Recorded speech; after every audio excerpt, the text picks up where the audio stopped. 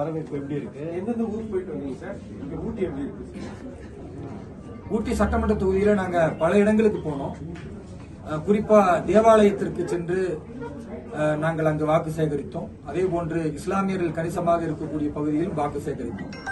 ஆனா இன்றைக்கு திமுக ஒரு நாடகம் என்ன செய்கிறாங்கன்னா, இஸ்லாமியரிடத்துல பாரதிய ஜனதா கட்சியில் இருக்கிற ஒரு இஸ்லாமிய தலைவர் வேலூர் இப்ராஹிம் போய் கேட்டா அந்த மக்கள் சிந்திக்க ஆரம்பிச்சிருவாங்க என்பதற்காக எப்படியாவது தடை செய்ய வேண்டும் என்று நீங்க பார்த்திருப்பீங்க.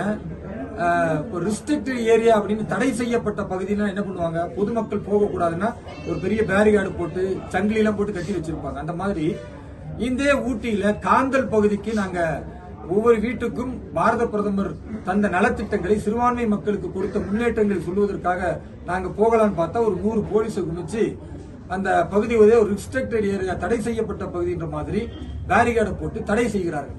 அப்ப இதுல இருந்து என்ன சொல்ல வராங்க, இஸ்லாமிய மக்களுக்கு மத்திய அரசின் நலத்திட்டங்கள், பாரத பிரதமரின் நலத்திட்டங்கள் போய் சேரக்கூடாது என்பதுல இவ்வளவு கண்ணும் கருத்துமா இருக்கிறாங்க. நான் கேட்கிறேன், ஐயா ஸ்டாலின் இந்த 5 வருஷத்துல எத்தனை 1000 கோடிகள் இஸ்லாமியர்களுக்கு கொடுத்தாரு? ஒத்த ரூபா கொடுக்கல.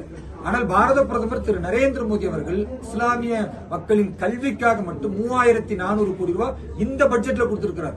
போன பட்ஜெட்ல 3366 கோடி ரூபாய் கொடுத்திருக்கிறார். ஒவ்வொரு பட்ஜெட்டிலும் பல்லாயிரக்கணக்கான கோடிகளை பாரத பிரதமர் கொடுக்கிறாரு.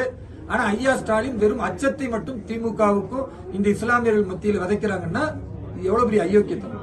நான் கேட்கிறேன், ஆட்சி முடிகிற நேரத்துல 5 கோடி ரூபாய்க்கு நாங்க ஹஜ் இல்லம் கட்டுவோம்னு வெறும் அடிக்கல் நாட்டுறார் ஐயா ஸ்டாலின்.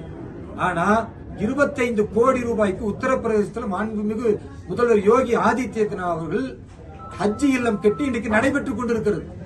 புனித பயணம் போறவங்க அதுல பயனடைகிறார்கள். இப்ப யாருக்கு ஓட்டு போடணும்னு சொல்லுவீங்க? ஆனா என்ன செய்வாங்க, இங்க உத்தரப்பிரதேசத்தை பார்த்தீர்களா, யோகியை பார்த்தீர்கள். யோகி தான் ஹஜ் இல்லம் 25 கோடிக்கு கட்டி கொடுத்திருக்கிறார். கர்நாடகாவில் பாத்துருங்க நீங்க, பாரதத்திலேயே மிகப்பெரிய ஹஜ் இல்லம் இருப்பது கர்நாடகத்தில்.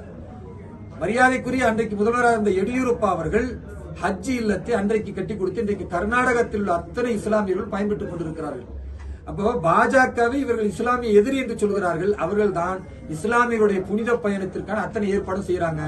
ஸ்டாலின் அவர்கள் இஸ்லாமிய நண்பன் சொல்றாங்க, இன்னைக்கு வரைக்கும் அடிக்கல் நாட்டி இருக்கிற ஒன்னும் செய்யல. இறுதியா ஒரே ஒரு விஷயம் சொல்றேங்க, இஸ்லாமியர்கள் நம்பிக்கைக்கு எதிரானது பாஜக சொல்லக்கூடியவர்களுக்கு நான் கேட்கிறேன், இன்றைய தேதி வரை திமுக இஸ்லாமிய நம்பிக்கையாக என்ன செஞ்சிச்சு? மதரசாவில் படிக்கக்கூடிய நீங்கள் பார்த்துக் கொண்டிருப்பது லோட்டஸ் நியூஸ். உண்மை மலரட்டும்.